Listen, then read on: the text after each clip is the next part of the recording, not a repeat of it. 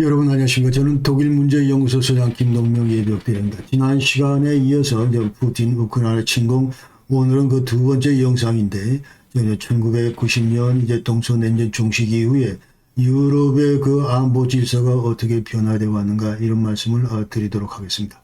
원래는 이제 이 관련해 큰 틀에서 예컨대 우크라이나가 91년도에 독립을 했는데, 자, 우크라이나가 이 변화된 그 국제안보 환경 속에서 예컨대 이제 서방의 가치를 확산하는 그 서방 그 진영, 근데 이 그 가치를 추종할 건지 아니면 이제 계속 그 러시아 곁에 머물러야 되는지, 이와 같은 데서 그 방황하게 되는데, 자, 이런 과정들을 이제 좀 말씀드리려고 하는데 주제가 너무 크기 때문에, 자, 2-1에서는 지금 현재 유럽 안보 질서 이 문제를 얘기를 하고, 그 다음에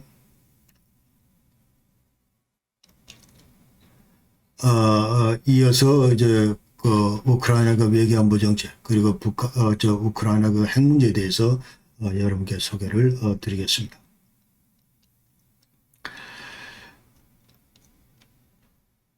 자, 이 관련해서 지금 지난 첫 시간에 얘기했는데 12개 큰 주제로 이제 여러분께 소개를 드린 거 말씀을 드렸는데, 자, 침공 배경 전략 목표 말씀드렸고, 자, 오늘은 탈냉전 후 유럽 안보 질서 변화, 그리고 다음 영상에서는 이제 우크라이나 외교안보 정책, 그리고 핵무기 어떻게 폐기되는가 이 문제, 그 다음 영상에서 이제 지금 여태까지 이제 50일이 훨씬 넘었는데, 자, 이제 8주차로 진행되는 이 관련해서 각 주별로 어떤 전황, 그 다음에 러시아 그 군사작전의 그 특징, 이런 것들을 여러분에 소개를 드리고, 그 다음에 지금 푸틴은 평화협상이 없다고 얘기를 하지만, 그럼 여태까지 평화협상의 주요 쟁점이 뭔지, 특히 그 중립화 관련해서 양진영의 얘기들을 이제 좀 말씀을 드리고, 그 다음에 우크라이나하고 러시아 그 역사적 갈등 배경, 그 다음에 이 푸틴의 그 소비에트 출임, 지금 어떤 그 꿈을 가지고 있는지 여기 대해서 소개를 드리고, 그 다음에 우크라이나 그 국내 정치, 여러 가지 여러 명의 그 대통령이 있었는데, 예컨대 친러 성향의 아니면 친서방 성향의 그런 그 정치 지도자들의 그 어떤 리더십 같은 문제, 그 다음에 우크라이나와 EU 관계, 우크라이나와 나토 관계, 그 다음에 국제사회 여기에 대한 대응, 그리고 세계 경제에 미칠 영향, 그리고 전망 평가 교훈, 이런 순으로 이제 큰 주제를 별로 이제 말씀드리겠습니다.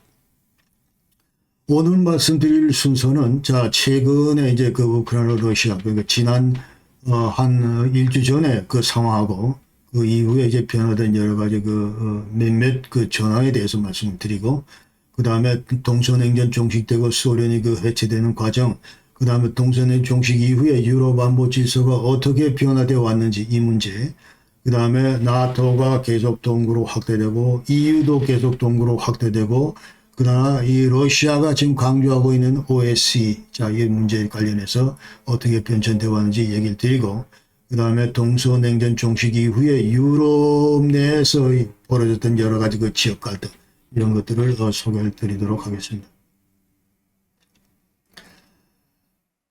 자, 먼저 전황인데,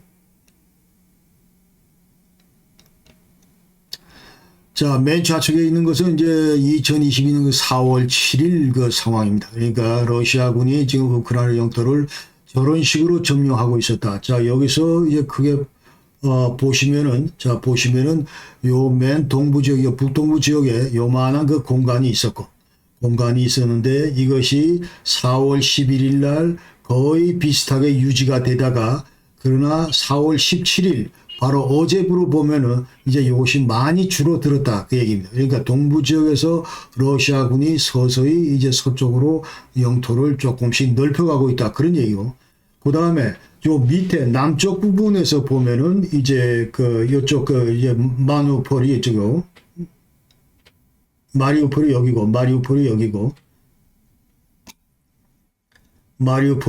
그러니까 마리우폴 그 후사면에는 보면은, 후방 지역 보면은 여전히 이제 많은 그 공간이 있습니다. 이 얘기는, 자, 아직도 이제 후퇴할 수 있는, 예컨대 아니면 진입할 수 있는 그런 공간이 있었는데, 그러나 4월 11일 거 보면은, 자, 현재 러시아가 많이 저 후방 지역을 잠식을 했다, 이렇게 잠식해 나가고 있고, 그 다음에 어제부로 보면 4월 17일부로 보면은 이제 완전히 뒤덮어 버렸다, 이쪽으로. 그래서 지금 현재 마리우폴은 완전히 저 사면 초과가 이제 완전히 고립됐다, 함락됐다, 이렇게 우리가 봐도 되겠다 하는 얘기죠.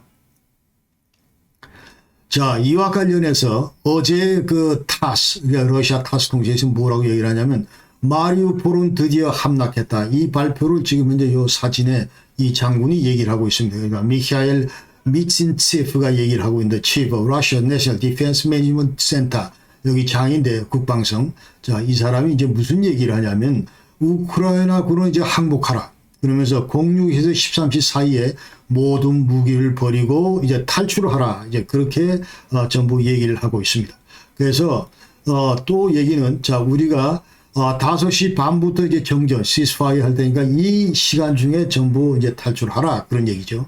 그러면서, 자, 그러나, 이제, 마리우폴에서 지금 투쟁하고 있는 그 우크라이나 그 병력들은, 전투부대들은 저 키예프 정부로부터 이제 정식 항복 허락, 이 통보를 지금 기다리고 있다. 그래서 지금 현재는 통신이 두절된 상태다. 이런 얘기를 하고, 또 한편에서는 키예프 정부는 끝까지 항쟁하라. 이걸 이제 강조를 하면서, 만약 너희들이 항복하면 투항할 경우에 처형하겠다. 이제 이런 얘기들을 하고 있다 하고, 그대로 이제 타스에서 이제 보도를 했습니다.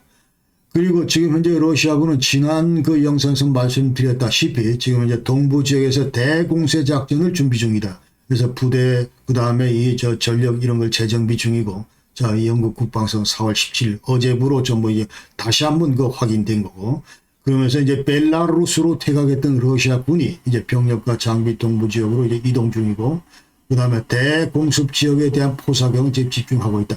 그래서 러시아 최종 목표는 누가 뭐라고 그래도 이제 우크라이나의 나토 가입을 저지하는 그 전략 목표는 이제 불변이다. 이런 얘기를 지금 하고 있습니다.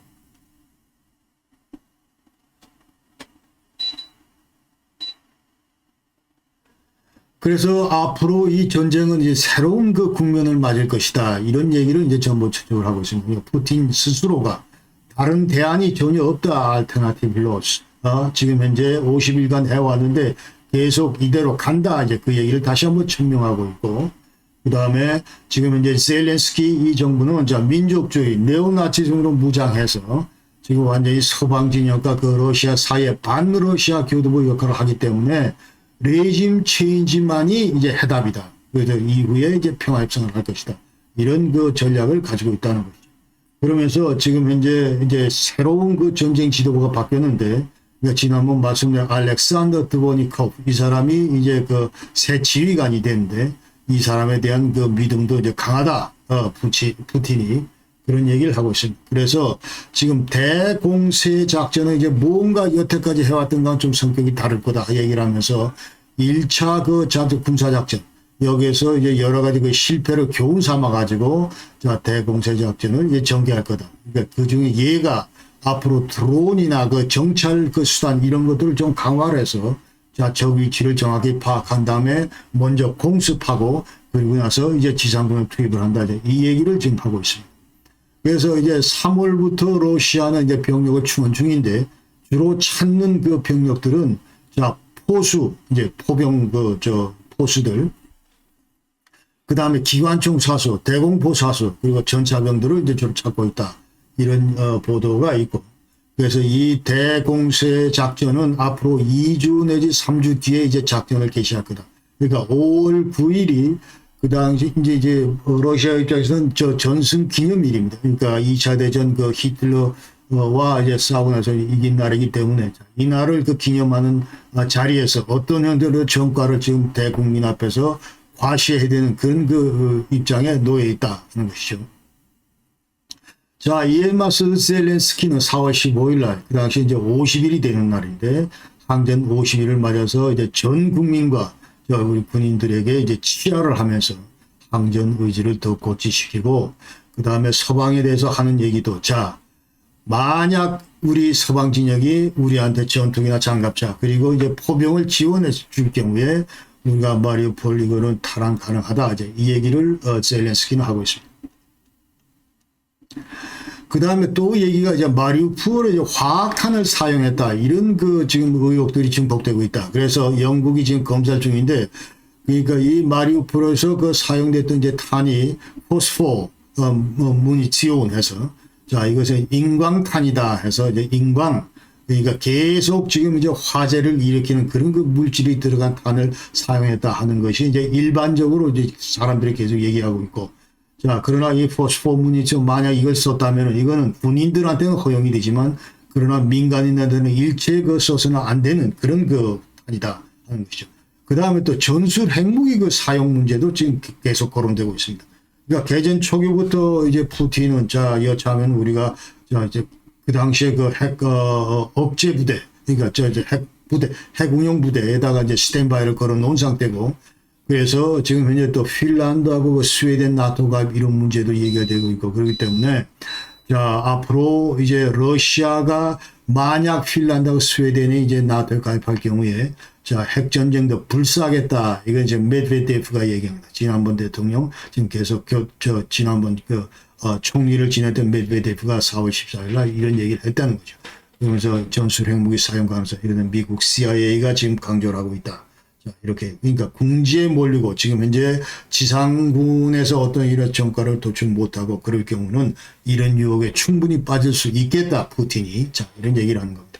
그 다음에 이 흑해에서 지금 모스크바하고 큰 그 모스크바호가 그 러시아 모스크바호가 침몰을 했는데, 자, 이것은 무슨 뭐 선상의 그 폭탄에 의해서 뭐 가라앉았다 그 얘기는 아니고, 우크라이나가 쓴 그 넵튠 그 대한 미사일에 피격된 거다. 이것이 이제 러시아도 드디어 인정을 하고, 그래서 앞으로 이 넵튠 미사일을 어디서 생산을 하는지, 자, 이것을 파악해서 이 생산 기지를 완전히 초토화시키겠다 하는 것이 이제 러시아 입장입니다. 자, 또 다른 뉴스 중 하나는 이제 독일 대통령 프랑크 발터 슈타인마이어, 이 사람이 이제 이분이 그 우크라이나를 방문하고 싶다 이 얘기를 했는데 우크라이나 정부가 공식적으로 거부를 했어요. 방문을 거부를 했습니다. 저기 대단히 그 외교적으로 센시티브한 이슈인데, 자, 그만큼 우크라이나 정부는 지금 현재 독일의 그 기대를 걸었는데 독일의 그 대응이나 이 역할에 대해서 대단히 그 아주 부정적이다 이런 얘기를 지금 단적으로 보여주는 거다. 그러면서 얘기는 페르소나 논 그라타 해서 자, 이 프랑크 발터 슈타인마이어가 지금 완전히 러시아도 굉장히 그 친밀하고, 그러니까 완전히 외교적으로 호감이 가는 비우호적 그런 인사다 해서 거부를 했다는 겁니다. 그러면서 여태까지 우크라이나 그 이제 지원하는 그 독일은 어째 저럴까 할 정도로 이제 굉장히 그 미온적이었는데, 그러나 최근에 독일 정부, 외무장관인 그 아날레나 베아박 그 여성은 자, 이제 우리가 우크라이나, 즉 러시아의 침공이 확실히 드러난 만큼 자, 우리가 우크라이나에서 중무기도 예컨대 이제 무슨 장갑차라든지 아니면 판처 파우스트, 판처 하우비ца 이런 대공 자주포라든지 이런 것들을 우리가 지원을 해야 되겠다 하면서 이제 독일 내에서 계속 찬반 논란이 일고 있다 하는 겁니다. 자, 그래서 오늘은 이제 자, 여기까지는 이제 여태까지 전황이고, 자, 오늘은 이제 탈냉전 이후에 동서냉전 종식 이후에 유럽의 안보 질서가 어떻게 변모하고 있는가 이 얘기를 이제 합니다. 우크라이나 입장에서 자, 이와 같은 큰 흐름 속에서 어떻게 지금 스탠스를 취해야 될 건지, 자, 이런 것들을 고민하는 과정이기 때문에 이 얘기를 이제 먼저 우리가 알아야 되겠다 하는 것이죠. 자, 먼저 동서냉전이 어떻게 종식됐고, 그 다음에 소련이 어떻게 해체되는지 이 얘기를 말씀을 드리겠습니다. 여러분 잘 아시다시피 이제 80년 중반부터 이제 동구몰락은 가속화되기 시작합니다. 그렇죠. 그러니까 85년 3월달 고바초프가 공산당 서기장으로 취임한 이후에 개혁 개방, 그러니까 자, 페레스트로이카 글라스노스트 이거를 얘기를 하면서 그 다음에 그 인접국들에서는 브레즈네프 덕트린 이걸 더 이상 안 한다. 그러면서 동구 너들은 마음대로 너들 길 가라. 프랑크 시나트라 이제 시나트라 독트린, 마이 웨이. 자, 이것을 강조를 하면서 이제 동구 민주화가 드디어 가속되기 시작한다. 그 얘기고, 그래서 폴란드 같은 경우는 이제 레히 바엔사를 중심으로 한 솔리다노시 자유노조가 이제 민주화를 이끌었고, 그 다음에 체코슬로바키아 같은 경우는 그 당시에 바츠라브 하벨, 그 극작가 하벨, 나중에 대통령이 된 이분을 중심으로 한 차타 77. 자, 그러면서 이런 것들이 이제 체코슬로바키아 민주화를 이끌었다. 그런 얘기죠. 그 다음에 이제 미소 간에도 이제 중거리 핵무기 감축협정 INF, Intermediate Nuclear Forces Treaty. 그래서 중거리 핵무기 감축협정 이게 이제 체결이 됐고, 그 다음에 이제 90년 10월 3일 날 독일도 통일이 됐습니다.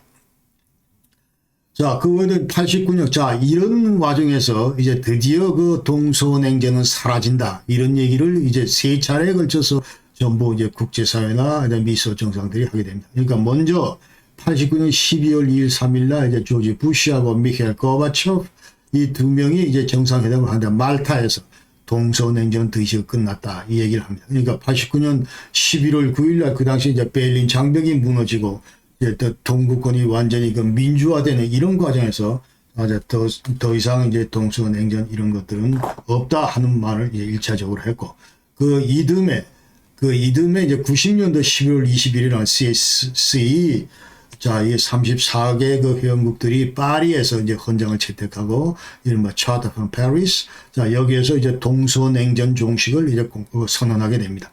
그래서 앞으로 이제 동서냉전은 사라지고 이제 평화로운 그런 어떤 신유럽 질서 이런 것들을 위해서 우리가 전부 이제 매진하자. 노예 소유로파. 자, 이거를 강조를 했고 그 다음에 이제 이 새로운 신유럽 안에는 이제 인권 문제가 강조돼야 되고, 그 다음 민주주의 가치가 이제 완전히 그 실현이 된다. 이런 얘기를 이제 했습니다. 자, 세 번째로 이제 종전 선언 관련해서, 동서냉전 종식 관련해서, 이제 그 이듬해 이제 91년도 11월 7, 8일 날 로마에서 나토 정상회담이 있었는데, 여기서 이제 공식적으로 동서냉전은 끝났다. 이런 얘기를 이제 하게 됩니다. 자, 이런 와중에서 이제 그 동구 진영의 그 코메콘 이제 그 Council for Mutual Economic Assistance에서 이제 그 서구 진영의 그 EC 지금 현재 EU 이와 같은 그 대항하는 그런 그 경제단체인데 이런 것들도 해체가 됐고 그 다음에 나토에 대응했던 그 WTO 이것도 러시아 팩 이것도 전부 91년 7월 일부로 해체가 됐습니다. 그러면서 이제 80년대에 대해서 동구체제가 약화가 가속된 근본 배경은 근본적으로 그 사회주의 계획경제 이것이 근본적으로 작동을 안 했다 그런 얘기고 그 다음에 미국과 이거 군비 경쟁에서 이제 그 소련이 예컨대 이제 완전히 그 기력을 상실했다 그런 얘기고 그 엎친 데 진격으로 이제 아프가니스탄 그 침공을 했다가 10년 만에 이제 완전히 패배하고 물러나게 되고 그 다음에 이런 와중에서 이제 구소련 내에서도 이제 다민족 국가 간의 충돌이 발생하고 그러면서 이제 저 앞에 있던 그 동구 위성국들도 전부 몰락을 하고 자 이러기 때문에 이제 소련이 해체될 수밖에 없는 그런 환경들이 조성됐다는 거죠. 그래서 91년도에 자 8월 19일 날 소련의 이제 쿠데타가 일어났고 그다음에 소련이 이제 그 12월 26일 날 그 해체가 됐습니다. 그 이 쿠데타는 이제 고바초프 그 계약 그 글라스노스트 페레스트로이카 여기 이제 반기를 든 그 당시에 그 리액션에 해서 이제 반동 세력들이 이제 전부 벌인 건데 비록 실패로 끝났지만은 그러나 고바초프의 그 계획정책에 큰 타격을 입혔고 결국 12월 25일 날 91년 12월 25일 날 고바초프는 이제 하야하고 그러면서 그 다음 날 소련은 이제 해체되게 됩니다. 자, 이 해체 과정에서 지금 현재 91년 12월 8일 날 그 당시에 러시아 그 다음에 우크라이나, 벨라루스 이 공화국 3개 그 공화국 대통령들이 회동을 하면서 뭘 합의를 했냐면 자 소련 이제 국제법적으로 이걸 완전히 종식시킨다. 이제 해체된다 이제 그런 얘기죠. 대신에 CIS Commonwealth Independent State 자 이거를 창설하자 이렇게 이제 합의를 한 겁니다. 그래서 이게 출범했는데 그 당시에는 이제 12개 나라로 출범했다. 그러니까 15개 공화국 가운데 자 발틱 3개국을 빼고 이제 12개 나라가 출범을 했다. 그 얘기고. 근데 그 당시 발틱 3국은 이미 자 독립을 그 획득을 한 상황이었습니다. 리투아니아는 90년 3월 달에 에스토니아 91년 8월 20일 날 라트비아는 그 다음 날 전부 이제 독립한 상태이기 때문에 자, 이 세 나라를 빼고 12나라가 출범을 했다. 그러나 지금 현재는 9개 나라밖에 안 된다. 그러니까 다시 2008년도에 그 당시 러시아가 이제 조지아를 쳤는데 여기 이제 저 반기를 품은 조지아는 탈퇴를 했고 그 다음에 우크라이나 같은 경우도 이제 2014년 이제 크림반도가 합병된 이후로 이제 탈퇴를 했다. 이렇게 우리가 보셔야 되고 지금 현재 터크메니스탄은 이제 준회원국으로 남아있다. 자, 그래서 동서냉전이 종식되면서 이제 그야말로 이제 미국과 소련 그 양극재 바이폴라 시스템이 드디어 끝나고 이제 오히려 유일하게 이제 미국의 그 어떤 그 일극 체제, 완 슈퍼파워 미국의 그 일극 체제가 시작됐다. 그런 얘기. 그러면서 미국의 일극 체제가 이제 유럽 그 안보 질서를 이제 지배한다 그런 얘기죠. 그러면서 신유럽의 그 안보 질서의 특징을 이렇게 살펴보면은 자, 서구가 완전히 유럽을 장악했다 그 얘기입니다. 이제 동구는 사라지고 동구는 이제 눈에 안 보이고 전부 서구가 유럽을 완전히 장악했다. 서구 주도의 안보 질서가 이제 확립이 됐다 그런 얘기. 아까 Charter from Paris 1990 원칙에 따라서 이 각각 이제 새로운 그 신유럽을 그 건설하자 그 얘기고. 그 다음에 자유민주주의, 시장경제체제, 이것이 역사 발전의 유일한 대안이다. 이런 것들이 이제 전부 다 이제 밝혀지고, 이런 것들이 전 유럽으로 이제 확산되면서 동구 국가들도 이런 것들을 전부 추종하는 그런 입장이었다 하는 것이죠. 그러면서 이런 가운데 이제 유럽 통합이 이제 가속화되게 됩니다. 그러니까 89년까지 EU는 그 15개 유로피언 유니언, 이제 유럽 연합은 15개 그 국가였네. 그 당시는 이제 EC였는데, 자, 이것이 이제 28개국으로 늘어났다가, 그러나 작년도 이제 영국이 탈퇴함으로써 이제 27개국으로 돼 있다. 그 얘기고. 이 EU는 자, 이제 공동 그 화폐를 쓴다. 경제통화연합을 실현하면서 19개 나라가 유로화를 쓰고 있고, 그 다음에 공동 외교안보 방위정책도 이제 추진하고 있다. 그 얘기를 그렇게 하셔야 되고.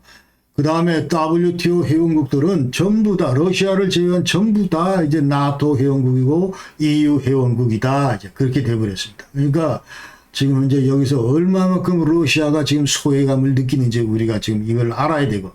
구소련의 이제 발틱 3개국. 자, 이게 아까 얘기한 에스토니아, 그 다음에 저 라트비아, 리투아니아 이 세 나라.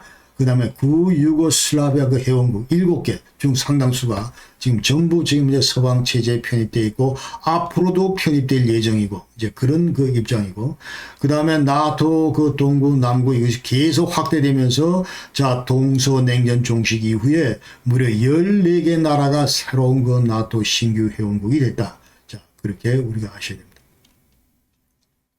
자 이렇게 동서냉전이 이제 종식이 되면서 그럼 과연 서방 진영하고 러시아는 어떤 관계를 유지했는가? 자, 이것을 볼 때, 그 당시에는 이제 초창기에는 그 전략적인 파트너 관계이다. 이렇게 얘기할 수 있습니다. 그러니까, 새롭게 이제 러시아 그 연방이 이제 출범을 했는데, 러시아가 이제 출범을 했는데, 이제 이 보리스 옐친 중심으로 자, 그러나 이제 그만 많은 그 국내적인 어려움들, 예컨대 이제 경제를 어떻게 회생할지, 그 다음에 여러 가지 그 국내 정책의 이 현안들을 어떻게 조율할지, 그 다음에 이런 그 새로운 그 민주화를 어떻게 정착을 시킬지, 이런 거에 지금 몰두하면서 사실은 어떻게 국제 문제나 이런 거에 크게 그 관심을 쓸 수 없는 그런 그 입장이었다 하는 것이죠. 이런 가운데서 이제 94년 부다페스트 메모란tum 이런 것들을 이제 체결하고 그 얘기는 자 우크라이나에 있던 그 당시에 그 이제 핵무기를 어떻게 이것을 폐기시키고 우크라이나에 대한 안보를 지원하고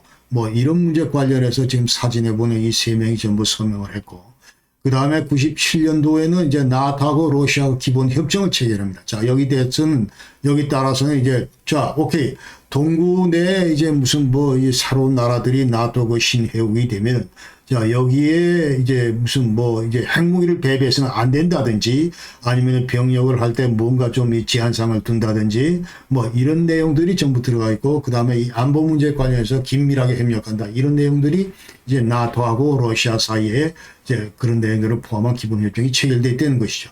그 다음에 이제 나토뿐만 아니라 EU 러시아 간의 이제 동반자 협력협정도 97년도에 체결이 됐고, 그 다음에 9.11 테러 이후에 그 러시아 2001년도 테러 이후에 러시아는 심지어 이제 EU 나토의 그 실질적인 안보 파트너로 부상합니다. 그러니까 그 당시 2000년부터 이제 러시아 대통령 푸틴인데, 자, 푸틴 같은 경우 이 대테러 자체, anti 그 테러, 이제 far against terrorism. 자, 이 전투에 만약 필요하다면은 우리 러시아 밑에 있는 이 체첸공항이나 이쪽 일대, 이제 여러 그 지형, 이런 지형 지물 다 이용할 수 있고 또 그 여러 가지 편익을 제공하겠다. 이런 그 제의까지 이제 푸틴이 한 상황이었다. 이 말이죠.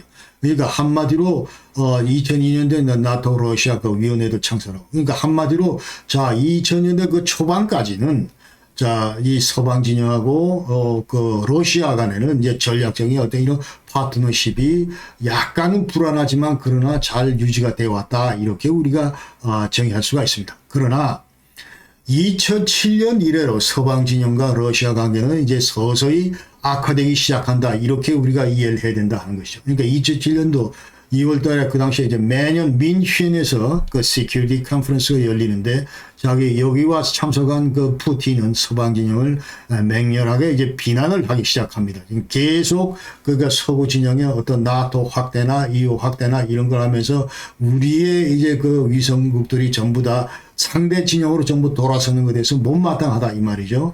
그러면서 2008년도에는 자 이와 같은 이제 그 푸틴의 그 정서를 이제 그 감지를 하고 그 당시에 이제 나토 그 정상회담에서 부시가 부카레스트 나토 정상회담에서 부시가 뭐라고 얘기를 하냐면 자 조지아, 우크라이나 이거 최대한 빨리 나토에 가입시켜야겠다 이 얘기를 하게 됩니다. 자, 그러니까 지금 이제 완전히 이게 지금 현재 러시아 입장에서는 안보의 그 불씨와 같은 뜨거운 감자가 지금 우크라이나고 이제 조지아인데 자, 이 얘기를 듣고 난 푸틴은 자, 당장 그 4개월 뒤에 어떤 조치를 취하냐 하면은 자, 이제 조지아에 대해서 전쟁을 선포로 전쟁을 무조건 칩니다.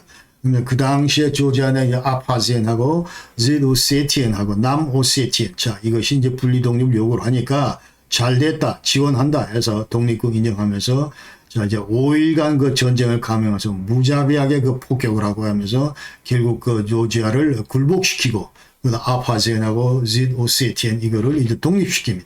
독립시키니까 그러나 국제사회에서는 물론 이제 그 인정을 안 하죠.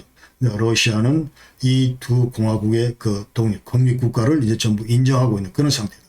그래서 2008년도 이제 조지아가 그렇게 당했고, 그 다음에 2014년도 이제 여러분 잘 아시다시피 이제 크림반도를 합병하면서 서방 진영과 관계가 계속 그 악화되고 있다. 이제 그렇게 우리가 알아야 됩니다.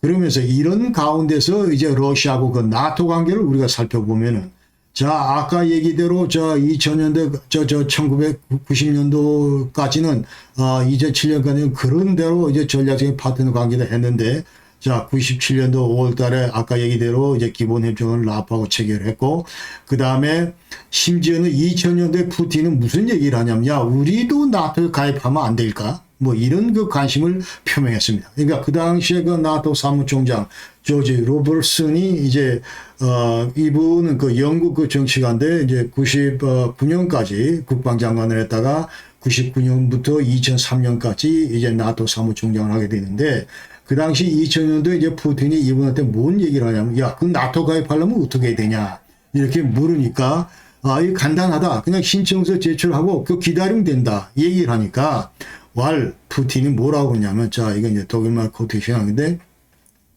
Wir stehen nicht an einer Reihe mit vielen Ländern, die keine Rolle spielen. 자, 이렇게 얘기를 합니다. 그러니까, 지금 이제 전혀 별 볼 일 없는 요만한 나라들처럼 우리가 줄 서가지고, 그 무슨 뭐 가입하겠다고 그 절차를 기다리고 이런 거 못마땅하다. 우리 체면에 그럴 수는 없다. 이제 그런 얘기를 한 거죠. 그러면서 이제 이게 좀 끝났지만은 그러나 한때 푸틴이 이런 얘기도 했었다는 것이죠.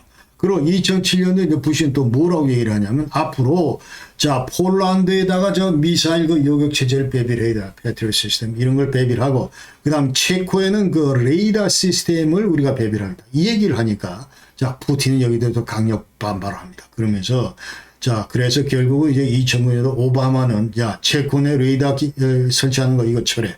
그 다음에 자 폴란드의 미사일 그 요격체제 철회 그러면서 이제 해상 배치로 전부 돌렸습니다. 자 이처럼 굉장히 그 센시티브하게 푸틴은 이 문제에 대해서 얘기를 하고 그다음에 2010년도 이제 드미트리 메드베데프 대통령 그러니까 2차 그 푸틴 임기가 끝나고 나서 서로 임무교대 해가지고 자 이제 드미트리 메드베데프가 대통령하고 그 당시에 푸틴은 이제 총리하고 그럴 때인데 자 대통령 뭐라고 그러냐면 나토 이거는 러시아 위협이다 하면서 서서히 이제 러시아 그 수뇌부들이 이제 나토와 계속 각을 세우면서 자 이런 입장을 보이고 있다 이 말이죠.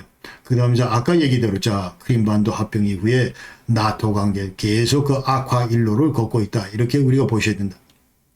자 그러면 자 이 동서냉 정식 이후에 재편된 유럽 질서 여기에 대해서 푸틴의 근본적인 인식은 어떤가 이거를 우리 살펴봐야 됩니다.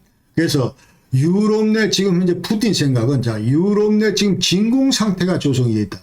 과거에는 우리가 구소련하고 미국과 자 이 쌍두마차로 유럽 안보 지수의 큰 그 어떤 이런 축으로 유럽 안보를 우리가 주도를 해왔는데 우리가 흐늘흐늘 무너지고 사라진 다음에 미국이 혼자 저렇게 깝치고 있다 이 말이죠. 그러면서 어느새 이제 완전히 서구 진영이 장악을 하는데 이 진공 상태 이것이 바로 러시아하고 진영 간의 분쟁의 핵심이다. 이런 그 컨셉을 푸틴이 갖고 있는. 그러니까 러시아가 지금 현재 자 EU가 나토가 얘들이 지배하는 어떤 유럽 질서에 우리가 편입이 된다. 그러면서 영향력도 전혀 행사도 못하고 또 우리가 무슨 우리 목소리도 못 내고 거부권 행사도 못하고 말도 안 된다. 이러한 질서는 반드시 우리가 타개를 해야 되겠다. 이제 그렇게 푸틴을 생각하고 있는. 그러면서 자 EU, 나토 이것이 계속 동부로 확장되고 있는데 자 이러면서 우리는 상대적으로 계속 지금 유럽의 변방으로 지금 몰리고 있는데 자 이것은 근본적으로 우리 지금 현재 이 냉전 당시에 자 우리 앞에 놓여있던 여러 그 동구권 이것이 바로 이제 버퍼존 역할을 했는데 얘들이 지금 전부 나토 가입을 하면서 이런 버퍼존이 좀 사라졌다 이런 얘기죠. 그러니까 지금 그 당시에 그 러시아 가상 국경이 1989년 당시보다도 이제 700km, 10많게는 1000km까지 전부 그 동쪽으로 전부 이동을 했다. 이제 그런 얘기입니다. 자, 여기 이런 것들이 옛날에 이렇게 있었는데 이것들이 전부 다 와서 지금 이만큼 이동을 했다는 동쪽으로. 그러면서 그만큼 우리의 그 국경선이 이제 가까워졌다. 적으로부터 이런 얘기죠. 자, 그러면서 이제 마지막 남은 게 이제 우크라이나다. 버퍼 스테이트가 우크라이나인데, 예컨대 우크라이나마저 예컨대 나토에 들어가서 그 나토가 이제 또 얘기대로 약속을 안 지키고 이제 밥 먹듯이 하는데, 여기다가 이제 불과 모스크바하고 이제 500km가 안 떨어졌는데, 여기다가 이제 단거리 핵미사를 배치를 하면 어떡하느냐 이 말이에요. 지금 푸틴 얘기는. 그러면서 야 90년대 초에 1인치도 지금 동쪽으로 안 간다 그 얘기 하다가 그 다음에 저 97년도에 우리가 저 그런 악트 기본협정 체결하면서 야 나토에는 뭐 전부 뭐 이런 거 저 안 하고 병력도 뭐 저 조심해서 배치하고 뭐 이러더니 계속 야금야금 다가오면서 이제 다 배치하고 그 다음에 누가 믿냐 이 말이지 지금 현재 그 만약 핵무기를 갖다 놨을 경우에 이거를 우리 절대 못 믿겠다. 이런 게 이제 푸틴의 근본적인. 자, 그러면 푸틴은 자, 지금 현재는 도대체가 마음에 안 들고 자, 이와 같은 미국이 서구 진영이 이제 주도하는 이런 유럽 질서는 도대체 우리 입맛에 안 맞는다. 그럼 대안이 뭐냐, 그럼? 푸틴, 너는 그럼 뭘 생각하고 있냐 하는 게 이제 푸틴 얘기는 반드시 지금 OSCE, CSE 이 체제가 지금 현재 유럽을 지배해야 된다. 이 얘기를 지금 하고 있는 겁니다. 그러니까 이 CSE라고 하는 건 최초가 이제 1975년도에 그 당시에 이제 그 헬싱키 파이널 액트 하면서 75년도에 자, 이 출범한 건데, 이 Conference Security and Cooperation in Europe에서 자, 이것이 이제 69년도 소련 그 이니시아티브로 이제 만들어진 그런 그 이제 국제기구다 이 말이죠. 자, 그러면서 여기에서 이제 만약 이것이 이제 그 완전히 저 탄력을 받게 되면 여기는 유럽도 전부 들어가고 대서양 국가도 전부 트란스 아틀란틱 그런 그 관계도 우리가 잘 유지할 수 있고 그 다음에 아시아도 들어가고 이러면서 이제 큰 세계 대륙을 아우르는 그런 안보 공동, 그러니까 지구상에 일단 이 지역을 아우르는 거대한 그 지붕이 된다 이 말이죠. 안보 공동. 그러면서 여기 속에 들어가면은 이제 동서로 분단되지 않은 그런 안보 공간이 형성이 되고 자, 그 다음에 이념적, 그럼으로써 우리가 이념적인 대립도 극복할 수 있고, 또 다양한 국가 간의 그 안보 이해관계, 이런 것들도 이제 전부 평화롭게 공존할 수 있다. 그야말로 그 이상적인 그런 얘기를 지금 러시아는 하고 있는 겁니다. 그러니까 지금 현재 이 CSE가 자, 95년부터 OSCE로 되는데, 이것이 이제 활성화가 돼야 된다. 이 얘기를 지금 푸틴은 하고 있습니다. 자, 그런데 이와 같은 그 러시아 입장에 대해서 이제 서구 진영은 한마디로 이제 무시를 해버립니다. 무시를 해버리고, 자, 차르타 폰 페리스 1990. 그러니까 이 지금 현재 파리 헌장 이거를 우리가 전부 원칙을 우리가 준수를 해야 된다. 너들도 지금 그 당시에 CSE 자 34개국이 좀 사인을 했기 때문에 이것은 반드시 너들도 사인을 했기 때문에 준수를 해야 된다. 이 속에는 모든 국경 문제 이런 것들은 전부 준수하게 돼 있는 그런 의무가 있기 때문에 자, 회원국들은 이런 그 의무를 준수를 해야 된다. 그 얘기를 하고, 그 그 다음에 러시아의 안보위에 구소련 내에서 영토 내에서 이제 우리 러시아가 주도권을 가져야 되겠다. 뭐 이런 것들의 푸틴의 주장에 대해서는 인정을 안 합니다. 인정을 안 하고 그 다음에 자 EU하고 나토 이거 동구 확장 이게 완전히 필요하다. 그러니까 이 기구 입장에서 볼 때 자 회원국들이 이런 요청을 하고 가입 신청을 하고 해서 우리가 자 규정에 맞게 전부 다 검토를 했더니 타당하다 해서 전부 가입시키는데 네가 왜 왈가왈부하느냐 이제 이런 입장이라는 거죠. 그러니까 이거는 자 동구로 계속 확장하는 거 이거는 러시아 너들에 대한 위협이 아니야. 그리고 동구 지역 이것이 얘들이 우리한테 오는 거 이거에 대해서 너들은 지금 이제 딴지를 걸면 안 된다니. 러시아 뒤뜰 앞들이 아니다 이 말 동구 지역은. 그러면서 여태까지 지금 너들한테 과거 그 소련에서 전부 고통을 받아왔기 때문에 얘들의 그 이제 안보 요구 이런 것들을 충족시키고 그 다음에 동구 지역의 불안정한 또 국가의 어떤 몰락 이런 것들을 저지시킬 수 있는 유일한 그 방편이기 때문에 우리는 이거 계속 지속하겠다 이제 동구 확대는 지속하겠다 이제 그런 입장이다. 자, 그러면서 이제 크게 얘기되는 것이 지금 이제 나토의 그 동구 확대, 그 다음에 EU의 동구 확대인데 이 문제를 간략히 소개를 드리겠습니다. 그러니까 나토라고 하는 것은 North Atlantic Treaty Organization 북대서양조약기구고 49년 4월 달에 창설이 됐고 그 당시 그 소련의 그 봉쇄 정책 일환으로 미국 주도로 이제 창설이 됐는데 최초는 한 20년만 해보고 관둘라고 그랬는데 그러나 동서냉전이 계속 지속되기 때문에 69년도에 다시 이제 어떻게 이제 무기한 앞으로 존속한다 이렇게 지금 바꿨고 그다음에 브뤼셀에 지금 브뤼셀에 이제 본부가 있다 그 얘기입니다. 최초 런던에 있다 파리로 왔다가 이제 본부 브뤼셀로 바꿨다. 그러니까 그 당시 그 배경은 자 66년도에 드골 때 그 당시에 이제 프랑스가 그 나토의 그 군사 동맹을 탈퇴를 했습니다. 그러니까 나토는 크게 이제 civil organization이 있고 military organization이 있고 이 두 개가 있는데 이 military organization에서 프랑스가 이제 탈퇴를 합니다. 나토를 탈퇴했다 그런 표현은 맞지가 않습니다. 그러니까 드골은 이 military organization 여기서 왜 군사적으로 자꾸 이렇게 무슨 뭐 제약상도 많고 하니까 여기 대해서 이제 반기를 든 드골이 그 당시 이쪽에서는 우리가 빠지겠다. 대신 이 정치조적인 시빌 오간제이션은 프랑스는 계속 남아있기 때문에 회원국이죠.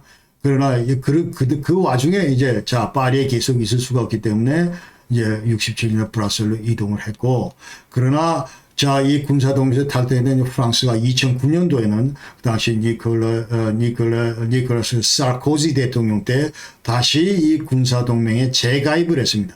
지금 현재는 이제 나토 동맹은 30개국이고 자, 그래서 이제 동구 진영에서 이제 계속 이렇게 뒤다 보니까, 자, 지금 현재 소련 해체 이후에, 뭔가 좀 이상하다 이 말이죠. 그러면서 최근에 이제 러시아가 수시로 그 인접국가에 대해서 이제 그 무력을 행사를 하고, 자, 여기에 대해서 계속 이제 바라보다가 이제 불안을 느낀 그 동구권은 안 되겠다. 우리 국가 이익을 수호하기 위해서는 반드시 나토 진영에 편입하는 것이 답이다. 이런 그 결론을 내리게 된 거죠.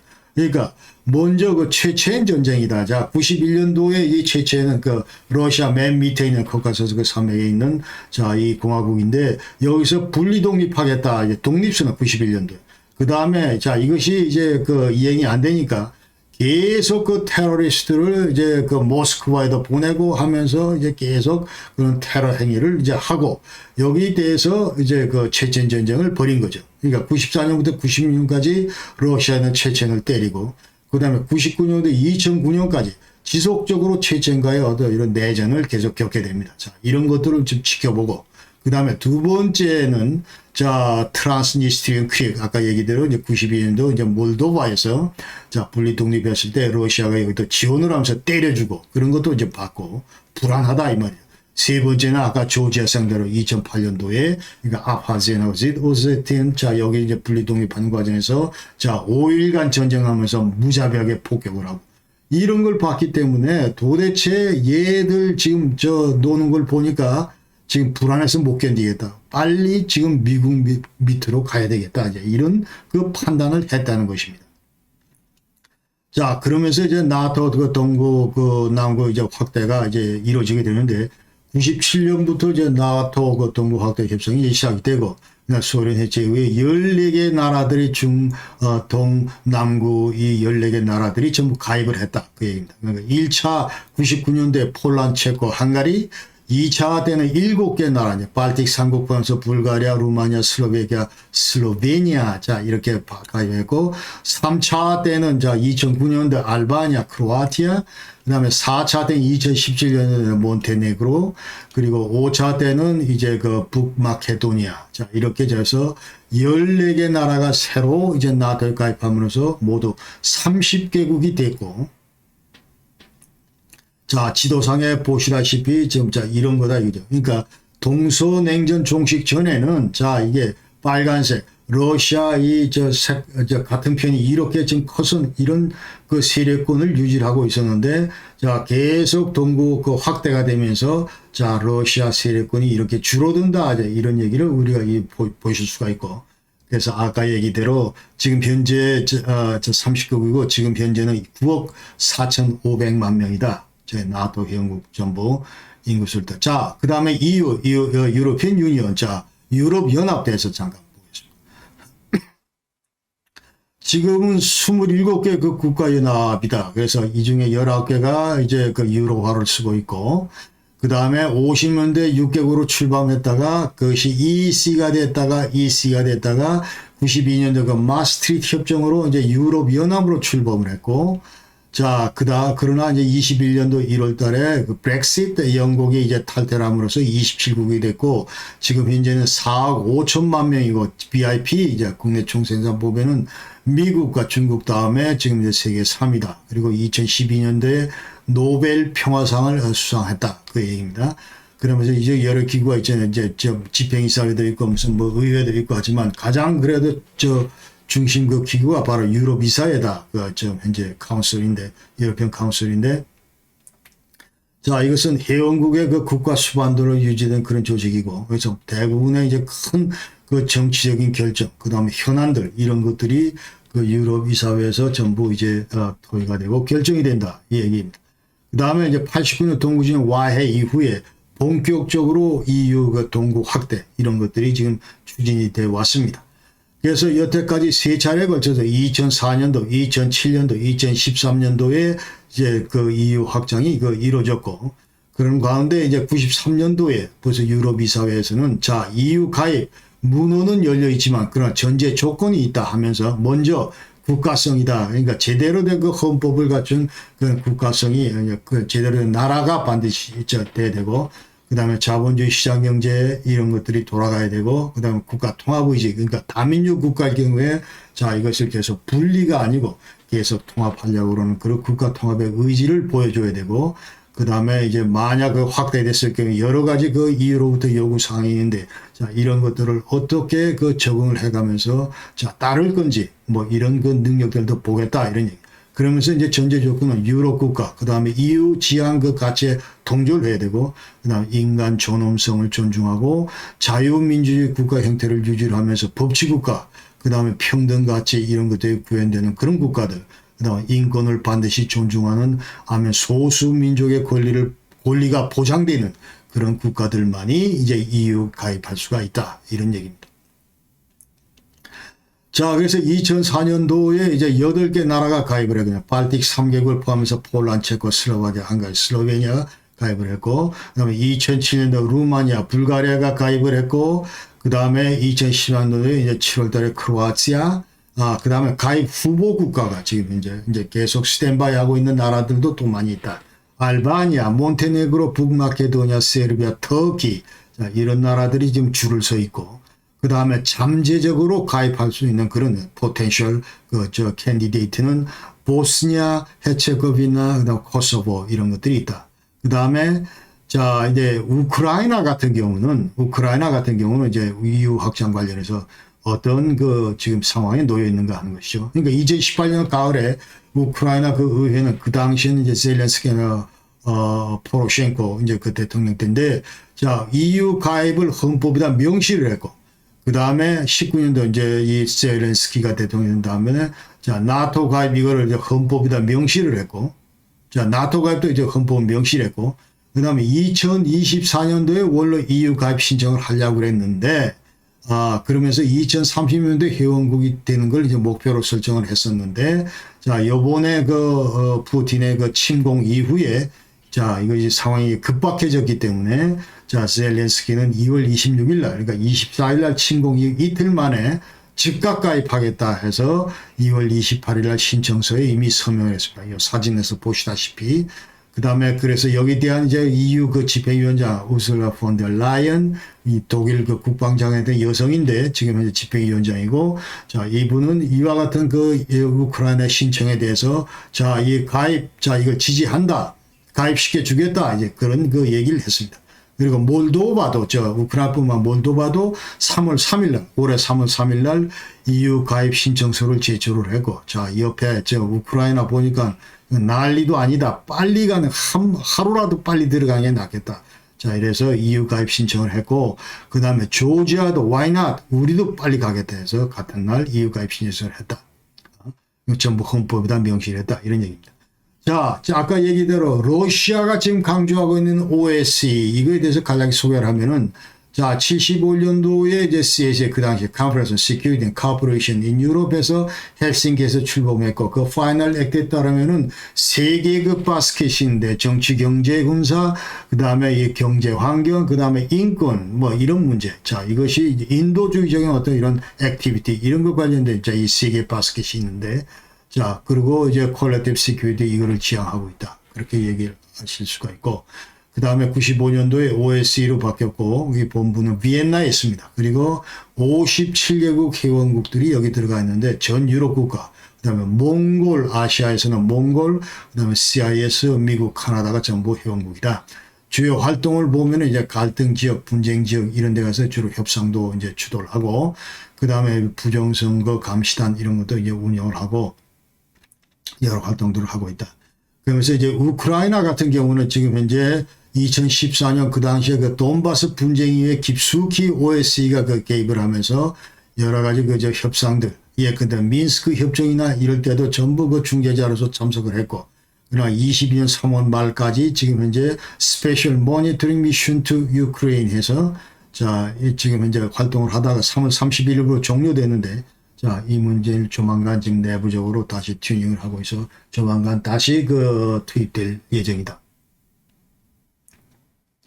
자, 이제는 동서냉전 종시 유럽 내 어떤 지역 갈등이 있는지 이 문제를 말씀을 드리겠습니다. 그러니까, 자, 세계 1차 대전 끝난 다음부터 이제 여러 가지 나라에서는 지금 이제 다민족 국가들이 서로 이제 국가연합을 해서 이런 국가 형태를 유지하고 있었는데, 이제 동서냉전 종식 이후에 이제 분리독립운동이 이제 활발해졌다. 이런 얘기. 그러면서 이 평화적인 수단으로 통일된 경우가 바로 이제 체코슬로바키아다. 체코하고 슬로바키아로 이제 분리가 됐고, 그 다음에 전쟁을 통해서 분리 독립된 경우가 이제 유고슬라브 같은 경우다. 지금 현재 7개 나라들로 이제 분리돼 있다. 그런 얘기. 그러나 대부분의 분쟁 지역은 지금 현재 구소련의 해체 국가들에서 나온다. 이런 얘기를 우리가 알 수가 있습니다. 구체적으로 보면은, 자, 지금 현재 이제 먼저 트란스니스트리아, 자, 이 문제 관련해서 보면은, 아까 얘기대로 이제 몰다브 지역에 이제 92년도에 이제 분리독립을 선언을 했고, 자, 분리독립을 선언해서 이와 같이 세로로 쭉 뻗어 있는 이 지역에 대해서 러시아군이 이제 군사 개입을 해서 지원을 했고, 아직도 러시아 군대 1,500명이 이 일대의 정부 직무 주둔해 있으면서 몰다브로부터 공격 이런 것들에 지금 지켜주고 있는 그런 안전 피인으로 작용하고 있다. 그런 얘기입니다. 그 다음에 두 번째는 이제 우크라이나인데 지금 현재 하고 있는 거고, 자, 여기서 이제 특이한 방으로 요 지도를 한번 봐주시기 바랍니다. 지금 현재 옅은색의 쑥색 색깔. 자, 이 지역은 뭔 뜻이냐면 여기 전부 이제 러시아어를 쓰는 그런 구역이다 이 말이죠. 그러니까 이 크림반도는 완전 말할 것도 없고, 자, 이 동남부 요 일대 전부 다 이거 러시아어를 쓰는 주민들로 구성이 돼 있다. 그래서 지금 현재 전쟁 목표 중 하나가 지금 푸틴 같은 경우에, 자, 우리 남북한을 분단했던 것처럼 이제 우크라이나도 앞으로 동서로 분단을 하자. 자, 이런 컨셉을 가지고 있는데, 예컨대 지금 현재 이 러시아를 쓰고 있는, 자, 이쪽 지역을 뭐 이런 식으로 분단을 한다든지, 자, 이런 것들이 지금 이번 그 전쟁 목표 중에 하나다. 이제 이런 걸 우리가 아실 수가 있습니다. 자, 그 다음에는 이제 조지아, 자, 아까 얘기대로 아파지엔, 그 다음에 여짓, 오세티언, 야, 이쪽 두 개. 자, 여기 지역, 그 다음에 여기 지역. 자, 여기 지역 이제 최초 이제 분리독립 그 시도를 했다가 또 들어맞았고, 그 다음에 2008년도에는 아까 얘기대로 5.1 전쟁을 했는데, 자, 푸틴 때, 그 당시에 푸틴 때, 자, 여기 이제 무자비하게 공습을 한 데가, 지금 이 별표명 이런 데가 전부 러시아군이 이제 공격한 막 그런 그 지역입니다. 그러면서, 자, 이와 같이 침공을 해서 5일 동안에 완전히 이제 조지아를 묵사발을 내고 이 두 공화국의 독립을 이제 가능케 했다. 그런 얘기입니다. 그러면서 이 조지아 전쟁으로부터 2008년도 조지아 전쟁으로부터 이제 본격적으로 그 서방 진영과의 그 관계가, 러시아의 서방 진영과의 관계가 악화됐다. 이렇게 우리가 정의할 수 있습니다. 그 다음에 이제 체첸 같은 경우는 아까 얘기대로 자, 이제 초반부터 계속 분리 독립하다가 이제 그때 94년도, 96년도 자, 이게 두드러 맞았고, 자, 여기 지금 요 일대가 전부 러시아 남부에 있는 자, 요 지역에 전부 이제 계속 분리 독립하다가 두드러 맞았고, 94년, 96년, 그 다음에 1차 그 체첸 전쟁, 그 다음에 2차 체첸 전쟁은 99년부터 2009년 사이에 있었다. 이렇게 전부. 그러면서 완전히 이제 분리 독립 그 시도는 이제 무산됐다. 그러나 체첸 공화국은 슈타트에서 국가 속의 국가다. 그 정도로 이제 국가 그 자립성을 보장받으면서 모든 정치 경제 활동을 하고 있다. 그런 얘기고, 여태까지 체첸 전쟁의 그 핵심은 안티테러 오퍼레이션이다. 이렇게 우리가 아셔야 된다. 그 다음에 여기는 어디냐 하면은, 자, 이제 지금 현재 아르메니아, 아르메니아가 이렇게 있고,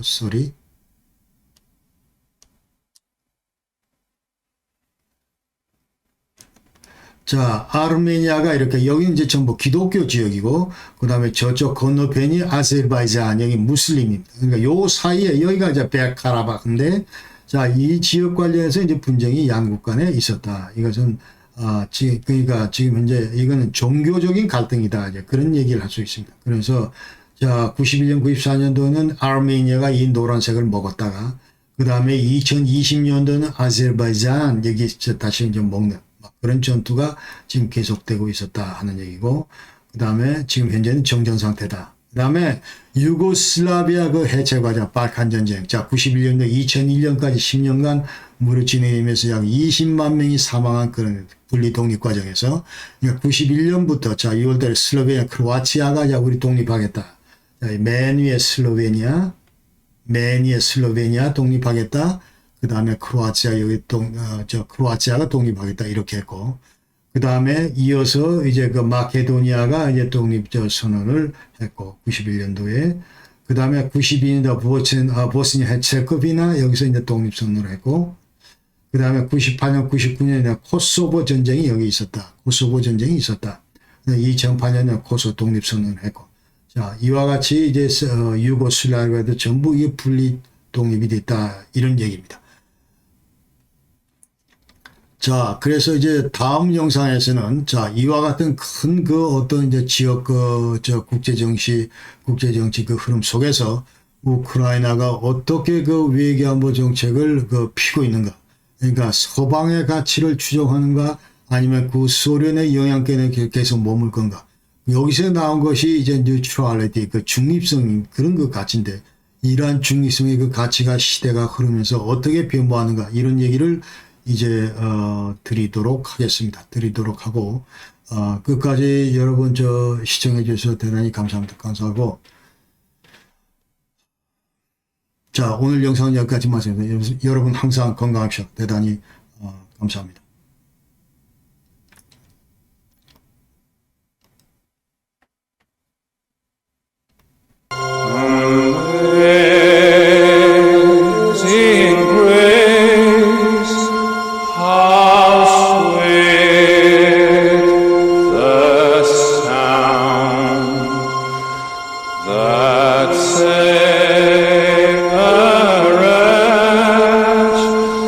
Lord, we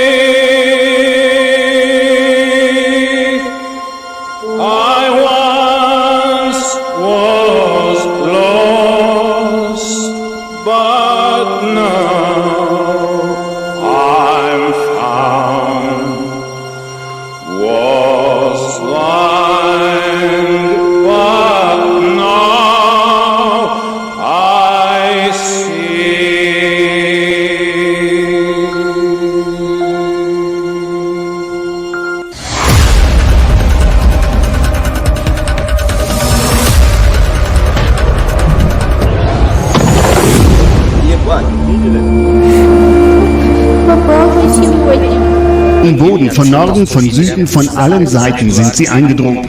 Alle Bürger, die dazu bereit sind, sollen sich melden. Wer bereit ist, sein Land mit Waffen in den Händen zu verteidigen, der wird